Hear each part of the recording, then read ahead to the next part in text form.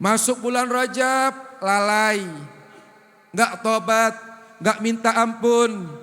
Masuk bulan Sya'ban, bulannya Nabi Muhammad, ditanya gimana hubungan kita sama Nabi besar Muhammad. Dan besok kita masuk bulan suci Ramadan. Apa persiapan kita untuk masuk bulan suci Ramadan?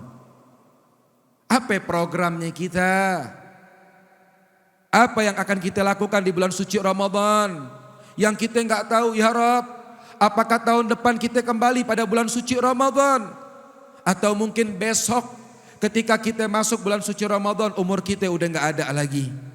Tapi kita minta kepada Allah, ya Rabb, mudah-mudahan kita semua yang hadir, orang tua, sahabat, kerabat kita dan orang-orang yang kita cintai, mudah-mudahan mereka merasakan lezat dan manisnya daripada bulan suci Ramadan tahun ini. Amin ya Rabbal Alamin. Rasul bilang di bulan suci Ramadan, Rajab, Sya'ban, Ramadan, Rajab dapat ampunan, Sya'ban dapat rahmat, Ramadan dapat panen pahala. Tapi orang yang hablum minan nasnya enggak benar, maka dia enggak dapat ampunan sama sekali. Sahabat takut, siapa itu ya Rasulullah? Yang pertama, qati'ur rahim. Yang pertama adalah orang yang memutuskan tali silaturahim. Itu Nabi bilang, orang yang memutuskan tali silaturahim, walau kana mata fi jawfil Ka'bah mata su'ul khatimah. Walaupun dia meninggalnya di dalam Ka'bah, di Baitullah, tapi dia enggak akur berselisih antara satu muslim dengan muslim yang lainnya, maka dipastikan dia meninggalnya su'ul khatimah. Sampai dikatakan muslim satu sama muslim dua gak bertegur sapa lebih dari 3 hari, itu doanya tidak akan diijabah sama Allah subhanahu wa ta'ala. Umrohnya 10 kali, hajinya 3 kali, tiap tahun gak tinggal ibadah, tapi dia mutuskan silaturahmi sama keluarganya, sama familinya, sama kerabatnya, sama tetangganya, sama teman sepekerjaannya. Dia enggak akur lebih dari 3 hari, maka apa kata Nabi? La yuqbalu du'a. Dia ngangkat doa, minta kepada Allah, doanya enggak diijabah sama Allah Ta'ala. Sampai dikhawatirkan apa? Ibadahnya enggak bakal diterima sama Allah Ta'ala. Habib, saya sih enggak pernah mutusin silaturahmi, Beb. Nah terus, saya cuma enak aja sama tuh orang, Beb. Sama.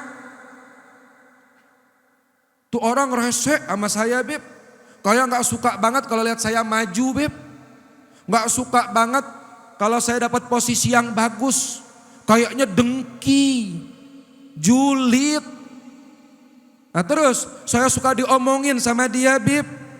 Terus saya benci sama dia, Beb. Oh sama kamu sama dia berarti. Hal yastawi alladzi ya'lamun wal ladzina la ya'lamun. Al hasud la yahsud. Orang yang hasud dengan keberhasilan orang lain, maka itu akan menunda keberhasilan dia. Penyakit hasud, kata Rasulullah, itu kayak api yang melahap kayu. Kita kalau lihat tuh ada api, kita kasih kayu tambah gede apinya. Tuh orang yang hasud, dia ngebakar amalnya sendiri.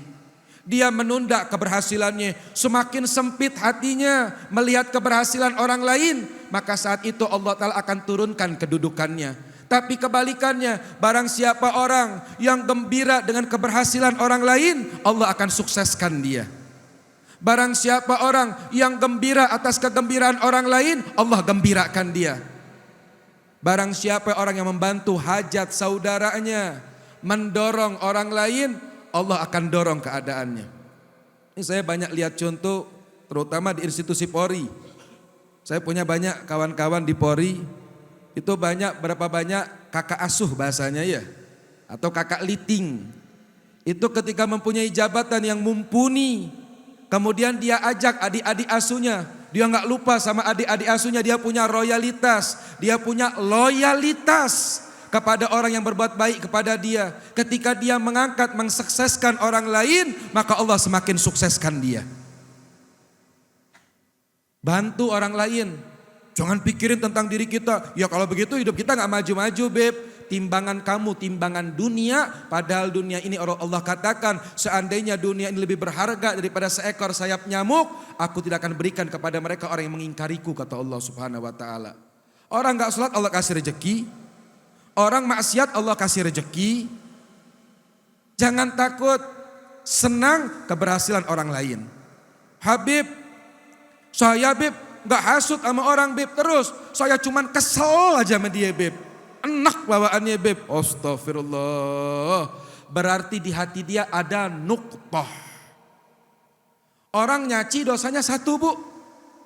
Yang dicaci kadang-kadang terkontaminasi sama yang namanya virus lebih jahat dari pandemi, lebih jahat dari kemarin yang namanya COVID. Orang kena penyakit, meninggal, penyakitnya hilang. Orang kanker, naudzubillah, meninggal, kankernya hilang. Orang diabetes, meninggal, diabetesnya hilang. Penyakit apapun, meninggal, penyakitnya hilang. Tapi ada penyakit yang membawa kerugian di dunia maupun di akhirat. Apa itu? Penyakit hati. Kita diganggu orang, ngebalas ngeganggu, oh sama. Dicaci orang, ngebalas nyaci, oh sama. Ngomongin orang, dibalas ngomongin lagi, sama. Habib, saya bukan mau ngomongin Bib. Lah terus, saya klarifikasi Bib. Biar orang tahu saya ini orang baik Bib, ya. Bu, Pak, kita hidup di dunia ini kita gak bakal selamat dari mulutnya manusia. Kita hidup nih gak bakal selamat dari mulut manusia. Kita banyak kurang, kita banyak hilaf. Nabi bilang kalau ada orang ngomongin kita, nyaci kita, dua hal kita introspeksi. Yang pertama, itu cacian ada gak pada diri kita? Introspeksi, kalau memang itu ada pada diri kita, berubah. Itu cacian walaupun pahit jadi obat. Yang kedua, kalau itu cacian memang gak ada pada diri saya udah muhasabah diri, tuh orang ngomongin fitnah sama diri saya tuh. Maka berhati-hati jangan sampai kita jatuh kepada cacian yang diungkapkan oleh orang tersebut. Buktikan kepada orang kita bukan orang yang seperti itu. Tapi intinya hidup, kita bukan cari ridhonya manusia. Kita hidup di dunia ini kita cari ridhonya Allah Subhanahu wa taala. Saya mau nanya kepada ibu-ibu nih. Nih ibu-ibu saya lihat kebanyakan muka-muka bermasalah semua ini ya. Saya maaf Bu. Bu, maaf saya laki Bu. Bu, tugas yang paling berat itu tugas apa Bu? Sama jujur Bu, sama paling pegel, paling gedek. Maaf Bu ya, paling pegel sama orang lah laki. Sebab kok Habib tahu dari mana Beb? Ya di rumah saya punya istri. Ya Allah, istri saya sering nangis. Saya punya suami gini-gini amat. Kenapa? Kok saya dikasih sama Allah istri suami saya suami wakaf. Enak aja Habib dibilang wakaf Bu. Kenapa? Karena setiap hari saya aktivitas keliling. Kemarin baru pulang dari Palembang, acara ziarah kubro dengan Kesultanan Palembang. Habis acara ziarah kubro pulang, istri bilang, ke rumah Habib ya? Enggak. Mau kemana Beb? Ke Sumedang. Ya Allah gini amat nasib kata bini. Sabar ya Beb. Sabar ya cinta. Habib begitu Beb ya? Iya. Kenapa? Nabi saya yang ngajarin Bu. Sunnah manggil nama istri gak boleh pakai nama. Tapi panggillah dengan nama-nama yang indah. Pak, sunnah. Sunnah. Pengantin baru kayak yang iya bangunin sayang, cinta. Bini udah turun mesin boro-boro. Rasulullah bilang Bu, di akhir zaman nanti bakal datang orang laki. Dia bisa baik kepada perempuan yang bukan mahramnya. Tapi dia gak berlaku baik kepada wanita yang mempunyai hak baginya. Siapa yang punya hak buat kita Pak? Istri kita. Siapa Pak? Ibu kita. Siapa Pak? Putri kita. Di Pemda senyum-senyum cengengesan. Ditanya apa kabar Pak? Baik. Pulang ke rumah sama bininya galak. Naudzubillah. Bu punya laki begitu tukar tambah Bu. No laki yang kayak begitu biasa rezekinya mandek. Sebab kenapa? Barang siapa orang memakmurkan rezeki istrinya, barang siapa orang menggembirakan hati istrinya, maka Allah akan gembirakan hatinya. Itu lihat, Habib, Kita mau masuk bulan suci Ramadan, Beb. Yang istri minta maaf sama suami, yang suami minta ridha terhadap istrinya. Mau masuk bulan suci Ramadan, yang mutuskan silaturahmi, sambung silaturahminya. Orang yang suka mutusin silaturahmi dunianya sempit. Mau ke kantor lihat, malas. Mau kondangan lihat, ada si itu datang nggak? Ada, gue enak sama dia itu, nggak jadi. Mau pengajian, aduh ada si ini, nggak jadi ngajinya. Orang yang mutuskan silaturahmi dunianya sempit. Tapi orang yang suka menyambung tali silaturahmi dunianya lah lapang. Makanya Nabi bilang wasilul arham, sambung tali silaturahmi. Kemudian mau masuk bulan suci Ramadan, itu dikatakan apa? Yang gak dapat ampunan, gak dapat rahmat. An-namam, orang yang suka ngadu domba, orang yang suka menyebarkan provokasi, atau orang yang suka menyebarkan berita gitu deh pokoknya. Makanya Nabi bilang apa? Al-kadzib. Seorang pendusta sejatinya siapa? Orang menilai orang lain dari apa yang dia dengar, bukan dari apa yang dia lihat. Kalau kita berani menjudge seseorang dari apa yang kita dengar, maka cukup ini orang dikatakan al-mukadzibin, adalah seorang pendusta. Kita nggak boleh Pak, kita nggak boleh Bu, kita ngedengar kabar tentang saudara kita. Kalau kita mendengar kabar tentang saudara kita, apa tugas kita? Jangan langsung masuk ke dalam diri kita. Fatabayyanu, tabayyun. Kalau kita mendengar aib orang lain, tutup. Habis di kita aja udah. Barang siapa orang yang suka membuka aib saudaranya, maka Allah akan buka aib dia di dunia maupun di akhirat. Saya mau nanya, nih kita yang duduk di sini kira-kira ada nggak yang nggak punya aib? Setiap kita punya aib. Setiap kita punya kurang. Setiap kita punya kekurangan, kehilapan. Tapi Allah maha baik, Allah tutup segala aib-aib kita. Maka sebagaimana aib kita gak mau dibuka di dunia maupun di akhirat, jangan suka kita ngebuka aibnya orang lain. Kemudian, itu di zaman Nabi Musa, ketika paceklik kemarau panjang, Nabi Musa minta kepada Allah, ya Allah turunkan hujan. Bertahun-tahun Nabi Musa doa gak diijabah sama Allah Ta'ala. Fahuwa Rasul, padahal dia Rasul. Apalagi orang kayak kita doa. Nabi Musa Rasul, kalimullah, bisa interaksi dengan Allah, bisa berdialog dengan Allah. Doa Nabi Musa ditolak oleh Allah. Nabi Musa nanya, ya Allah kenapa gini-gini banget sih? Kok doa saya ditolak? Maka dijawab oleh Allah Ta'ala, ya Musa, aku menolak rahmat di tengah kaummu karena di tengah kaummu ini ada pelaku dosa besar. Apa pelaku dosa besar? Ya Allah, apa dosanya? Di dalam kelompok itu ada 3 kelompok orang. Yang pertama qati'ur rahim, yang kedua namam, suka provokasi, suka ngadu domba orang, yang ketiga siapa? Suka ngomongin orang, ghibah. Karena ada 3 kelompok ini, maka aku tolak doamu, wahai Musa. Nabi Musa bilang, ya Allah tunjukin mukanya, enak sama tuh orang gara-gara dia nih. Doa kita gak diijabah. Ya Allah tunjukin siapa pelakunya. Allah bilang, ya Musa saya tutupin aibnya, ngapa saya mesti umbar? Ayo inisiatif, cari sendiri pelakunya.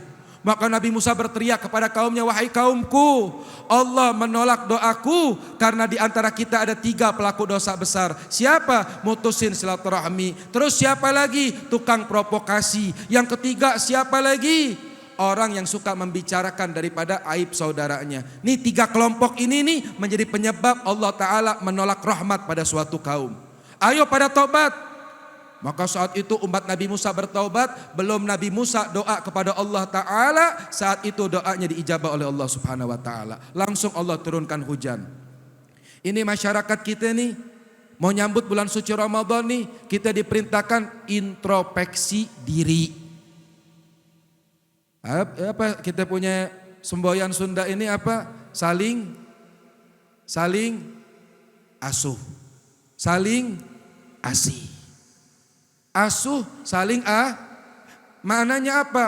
Jadilah orang yang pandai merasa, jangan cuma pandai ngerasa. Merasa, nggak cuman ngerasa. Merasa itu apa? Merasa kita belum baik. Merasa kita belum benar. Merasa orang lain lebih baik daripada kita. Merasa kita belum taat kepada suami. Yang suami merasa belum berbuat baik kepada istri. Merasa. Kalau pandai ngerasa, insya Allah semuanya pandai ngerasa. Ngerasa saya dicuekin orang, ngerasa saya dizalimi, ngerasa saya disakitin. Kalau yang namanya ngerasa, insya Allah semuanya pandai ngerasa. Yuk mulai hari ini kita jadilah orang yang pandai merasa. Rasa, punya empati. Punya empati terhadap orang lah. Kalau Nabi tadi mengatakan gara-gara seekor kucing dan anjing seorang bisa masuk surga dan neraka. Lantas bagaimana kita yang menelantarkan saudara kita? Bagaimana kita yang menyakiti saudara kita? Bagaimana kita yang mengganggu kehormatan seorang muslim atau mukmin? Bagaimana kita menyakiti orang lain? Wa in kana kafiran, walaupun kepada orang kafir zimmi yang dilindungi pada suatu negara. Ada orang kafir, kafir, emang kenapa? Mulut lo lebih kafir lagi. Udah paling sok muslim. Ngelihat orang non muslim, Nabi Muhammad mengajarkan kepada kita haram kita ngeganggu mereka. Orang yang mengganggu orang non muslim yang dilindungi suatu negara, maka itu kalau kita berani mengganggu mereka, Rasul katakan haram dia mencium bau surganya Allah Subhanahu wa taala. Enggak boleh. Nabi bersosialisasi, Nabi berinteraksi, enggak boleh kita mengganggu, menyakiti satu dengan yang lainnya. Fil ardi, siapa yang di bumi ini? Irhamu man fil ardi, siapa? Makhluk hidup, siapa? Tumbuh-tumbuhan, siapa? Lingkungan. Apalagi kita sesama manusia, kita dituntut oleh Allah, diajarkan di bulan suci Ramadan ini suatu madrasah keterpedulian kita terhadap orang lain. Nahan lapar dan haus, mau yang kaya, mau yang miskin, yang hartawan, yang pejabat, yang rakyat, semuanya diwajibkan oleh Allah untuk berpuasa. Agar apa? Kita belajar menahan lapar dan haus.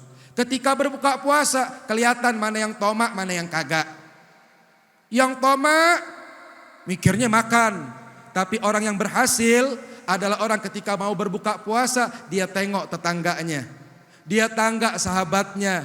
Dia tanya rekan-rekannya. Jangan sampai kita makan enak, saudara kita di luar kelaparan. Orang yang memberikan makan kepada orang yang berbuka puasa, Allah Ta'ala katakan haram. Allah haramkan kulitnya daripada api nerakanya Allah Subhanahu wa Ta'ala. Ya Allah, enak banget ngasih makan orang buka puasa. Allah haramkan kulitnya daripada api nerakanya Allah Subhanahu. Bib, saya sering ngasih makan loh Bib, kalau buka puasa Bib. Iya, tapi sayang. Zaman sekarang dikit-dikit maaf, dikit-dikit sedekah selfie, kondangan Ini ngaji selfie enggak? Maaf, saya sering lihat orang kadang-kadang laki bini keluar rumah jalan-jalan ke mall selfie, kemana-mana selfie, udah yang paling romantis. Tapi lucunya di rumahnya pada begulat. Nih hati-hati, bahayanya medsos nih, hati-hati, bahayanya medsos. Karena yang bapat menghabatalkan daripada pahala puasa itu diantaranya apa? Nih gara-gara medsos, maka gunakan sebaik-baik mungkin. Saya tutup karena waktunya sudah habis dengan satu cerita. Ini saya mau nanya, kira-kira pengen gak punya masyarakat yang baik? Pengen gak punya masyarakat yang baik? Yang pertama tadi itu saling asuh, saling asih. Ini yang pertama nih. Yang kedua, introspeksi diri kita. Jangan bermimpi kita pengen punya pemimpin yang baik. Jangan bermimpi kita punya rakyat yang baik kalau kita enggak mulai dari diri kita masing-masing. Di zaman khalifah Sayyidina Ali karamallahu wajhah, itu zaman Sayyidina Ali terjadi konflik. Terjadi peperangan, terjadi keributan. Maka masyarakat datang, ya Amirul Mukmin Sayyidina Ali. Kenapa? Dulu zaman Khalifah Sayyidina Abu Bakar gak ada konflik. Di zaman Sayyidina Umar gak ada konflik. Di zaman Sayyidina Utsman gak ada konflik. Tapi kenapa ya? Kok di zaman kamu banyak konflik? Maka Sayyidina Ali senyum. Beliau jawab, dulu di zaman Khalifah Sayyidina Abu Bakar masyarakatnya kayak Umar. masyarakatnya kayak Utsman, masyarakatnya kayak saya. Di zaman Khalifah Sayyidina Umar Ibnul Khattab, masyarakatnya kayak Utsman sama kayak saya. Tapi di zaman saya ini, kata Sayyidina Ali jadi khalifah, Abu Bakar nggak ada, Umar nggak ada, Utsman nggak ada, masyarakatnya kayak kamu. Makanya banyak jadi konflik. Nih zaman sekarang, Masya Allah kalau kita lihat medsos Bu, Pak, ya Allah, masyarakat ngatain pemimpin, pemimpinnya nyalahin lagi rakyat. Ini Habib bela mana sih? Bela rakyat, bela pemimpin. Habib cuma ngingetin, kalau kita pengen punya pemimpin yang baik, jadilah pribadi yang bertakwa kepada Allah Subhanahu. Mulai dari diri kita, mulai dari rumah tangga kita, mulai dari masyarakat kita, mulai daripada kabupaten kita. Insya Allah Indonesia menjadi baldatun thayyibah wa rabbun. Insya As'alukana ahlul qura amanu wa taqaw la fatahna alim barakati minas sama'i wal ar. Seandainya penduduk bumi dia bertakwa kepada Allah Subhanahu wa taala, Allah berikan keberkahan di langit maupun di bumi, menjadi masyarakat yang baik dan diberikan pemimpin-pemimpin yang baik. Amin ya rabbal. Dan mudah-mudahan kita enggak keluar daripada bulan suci Ramadan, melainkan kita menjadi pemenang sejati yang dikatakan oleh Allah taala, la'allakum, menjadi orang yang bertakwa kepada Allah Subhanahu wa taala. Yang di Ramadannya salat tarawih, keluar Ramadan tambah rajin tarak salat malamnya. Yang di Ramadannya sering baca Quran, besok keluar Ramadan dia tambah semangat baca Quran. Yang di Ramadannya nutup aurat, keluar Ramadan dia tetap semangat dalam menjaga aurat dan kehormatan kaum wanitanya. Insya Allahumma jal jam'an hadza jam'an marhuman wa tafarraqana min ba'di tafarruqan ma'suman wa la tajal finna wa la minna wa la ma'nan sakiyan wa la mahruma. Allahumma waffaqna lil khair wa anahum alaih wa fiqna lil khair wa inna alaih. Ya Allah, jagalah masyarakat kami ya Allah, peliharalah kota Sumedang ini ya Allah, jauhkan dari bala, jauhkan dari wabah, jauhkan daripada musibah, jauhkan daripada keburukan zaman ya Allah. Ya Allah, jagalah pemimpin-pemimpinnya ya Allah, yang diberikan mandat untuk menjadi abdi di dalam bangsa ini ya Allah, menjadi abdi untuk kabupatennya ya Allah. Jaga mereka ya Allah, jaga hati mereka sehingga mempunyai sifat saling mengasihi, sifat saling menyayangi ya Allah ya Rahman ya Rahim. Jauhkanlah kota Sumedang dari perpecahan, daripada keributan, daripada perselisihan ya Allah. Yang ada hanyalah ibadun kiram, hamba-hamba yang saling mencintai, yang memuliakan satu dengan yang lainnya, yang saling menyayangi, yang saling mengasihi, yang saling mempedulikan daripada setiap hamba-hambamu ya Allah. Ya Allah ya Rahman ya Rahim, jangan satu pun di antara kami pulang dari tempat ini melainkan Engkau mengampuni dosa-dosa kami, memperbaiki keadaan kami, memperindah zahir dan batin kami, sehingga kami menyongsong menyambut daripada bulan suci Ramadan dalam keadaan yang sehat, baik sehat zahir maupun sehat batin, dijauhkan daripada permusuhan, dijauhkan daripada perselisihan, dijauhkan daripada keburukan di tengah-tengah umat ya Allah, dan jauhkan hati kami daripada virus-virus kebencian ya Allah, sehingga menjadi penyebab wafatnya dalam keadaan su'ul khatimah ya Allah. Ya Allah, bersihkan hati kami daripada kedengkian, jauhkan daripada sifat hasad, jauhkan daripada sifat kibir, jauhkan daripada sifat riya ya Allah. Kami ingin ketika besok kami meninggal dalam keadaan ya ayyuhan nafsul mutmainnah irji'i ila rabbiki radiyatan mardiyah wadkhuli fi ibadi wadkhuli jannati. Dan mudah-mudahan Ramadan tahun ini menjadi Ramadan terlezat, lebih lezat daripada tahun kemarin, lebih manis daripada tahun kemarin, lebih baik daripada tahun kemarin, sehingga kami berhasil 30 hari dalam madrasah bulan suci Ramadan dan keluar dalam keadaan yang fitrah. Amin ya rabbal alamin. Wa sallallahu ala sayyidina Muhammadin nabiyil basyiril munir wa ala alihi washabihi wasallam walhamdulillahi rabbil. Hadirin hadirat dirahmati oleh Allah, mudah-mudahan apa yang Al-Fakir sampaikan bermanfaat bagi saya pribadi dan umumnya bagi pendengar. Hadanallahu iyyakum ajmain. Assalamualaikum warahmatullahi wabarakatuh.